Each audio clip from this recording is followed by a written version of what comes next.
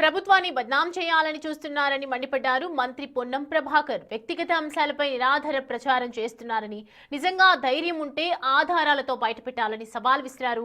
వట్టిగానే కథనాలు చేసి రాక్షస ఆనందం పొందితే చట్టం తన పని తాను చేసుకుపోతోందన్నారు. ఆధారాలు లేకుండా కుట్రపూరితంగా కథనాలు వేస్తే చూస్తూ ఊరుకోమన్నారు. ప్రభుత్వాన్ని భ్రష్టు పట్టించే విధంగా, బదనాం చేసే విధంగా ఆలోచన చేస్తూ స్వేచ్ఛను హరిస్తూ వ్యక్తిగతమైనటువంటి అంశాల పట్ల మాట్లాడుతూ ఉన్నారు. నిజంగా అంత ధైర్యం ఉంటే ఆధారాలతో బయట పెట్టాలి. అట్లా కాకుండా వట్టిగానే ఒక కథనం చేసి దాన్ని మార్కెట్ చేసి వాళ్ళు రాక్షసానందం పొందితే చట్టం తన పని తను చేసుకుంటూ పోతుంది.